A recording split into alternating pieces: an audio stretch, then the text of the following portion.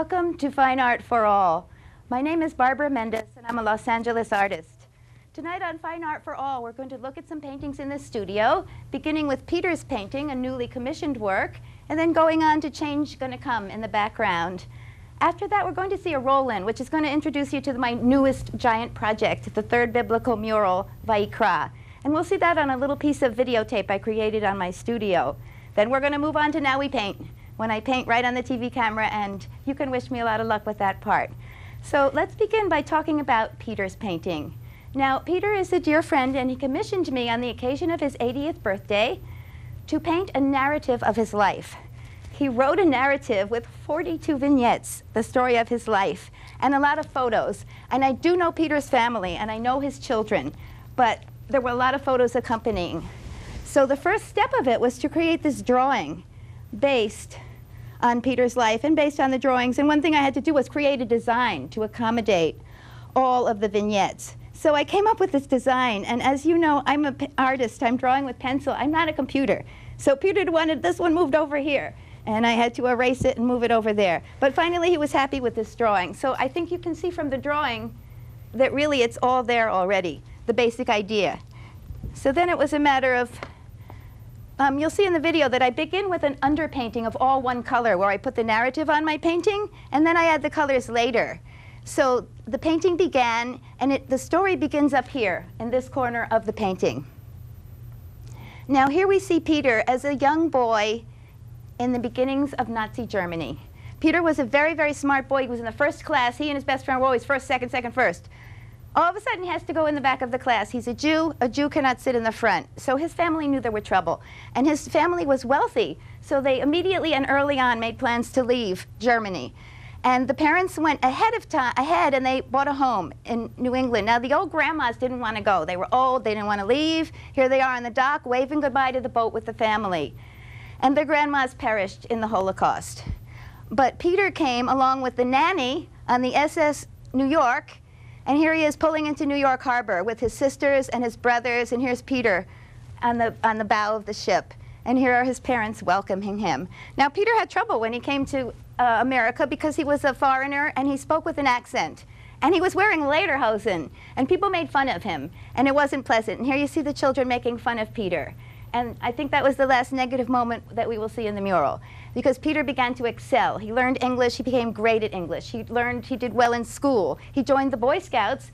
And what did he become? An Eagle Scout. And here you see him receiving his Eagle Scout award, his badge. And I had a real wonderful Eagle Scout badge in my studio to look at Peter's badge when I did it. And keep in mind this merit badge filled with badges, because that comes in later in the story. And here we see Peter making a fire.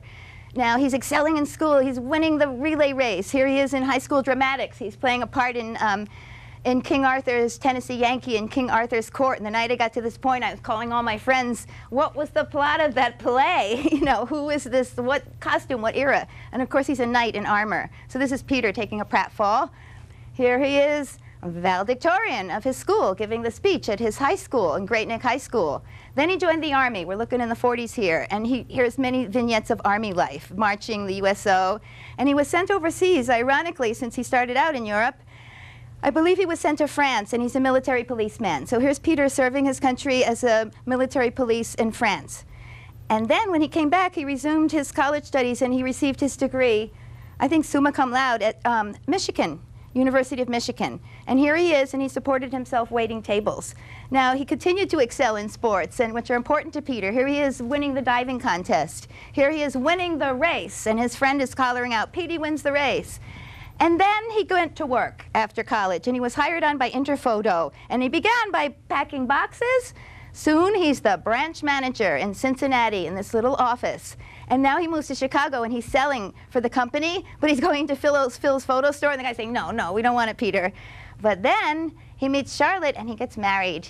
And before they can have a chance to have a honeymoon, he gets promoted and sent to New York. And now for Interphoto, he's going to all the biggest photo stores in New York. And he's really successful. And these are peerless. If you were from New York, I mean, you buy your stuff at Willoughby, and they're all on one block, and it's 32nd Street. And here you see that? Finally, they gave him a vacation to take his honeymoon with his lovely new bride. And here they are in Hawaii with the hula ladies having their romantic honeymoon, which I'm a lady, I like that panel. So then they go on, and Peter's doing better and better. Now Interphoto, he gets to be president of Interphoto, and they have branches all over the United States. And you know, Interphoto does a lot of business with the Japan and Orient. Peter's always going over there, and here he is at a geisha party in Japan doing business. And then he and his best friend Pierre, they bring the company onto the American Stock Exchange, and they're doing really great. And then Peter gets hired by Craig Stereo. Now, if any viewers happen to be my age, I think you'll remember, like in the 80s, it was big. Craig Stereo, they advertised on the radio, and he was invited to be the president of Craig Stereo. And of course, he had to move his family to the West Coast for that, and we'll see that later. And one of his things he used to do was reward his sales staff by taking them on, let's see, the Craig Jumbo Junket in Hawaii, and all the great salespeople would go on the junket. And here he is with Mr. Craig and this Japanese guy who was a partner in him, and they're cooking up all the ideas, and these are teeny home electronics that they're selling. Now, when Peter retired, he became a consultant to a lot of different businesses. And this happens to be Pat Schoenberg of Spectra Company. They make home electronics, and she also hired me to do the story of her life, but you're spared that, it's in Chicago. And these are all the different companies that he was a consultant for. And then he and his wife Charlotte did a very lovely thing. They used to volunteer their time to do puppet shows on the theme of handicap studies for school children. And they would run the handicap puppets and act in their voices.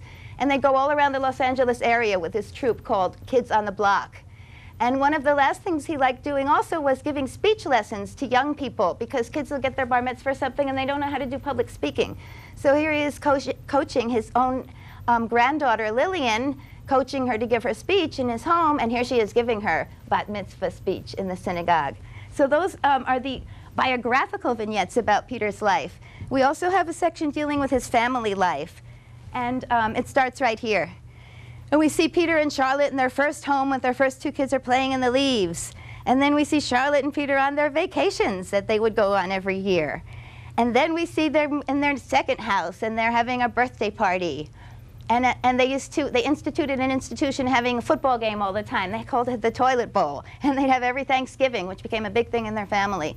So after this is when they moved to the West Coast for Craig. So he got this home on Crescent Drive. And when I met him, he lived in this home.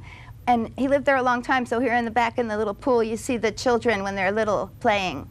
Now Peter, this is a party he made for his wife Charlotte on her happy 50th Charlotte, on her 50th birthday. And again, I'm getting to know these kids already. You'll see later why. And they're bringing her a cake. Now, their social life revolved around the Brentwood Country Club. And we see their different activities: golf, tennis, dinner, cards. And if you can believe this, Peter is a remarkable man. He achieved a hole-in-one twice in his life, both times on the date of December 7th. The first time was on December 7th, 1971. He got a hole-in-one. And the second time was on December 7th, 2004.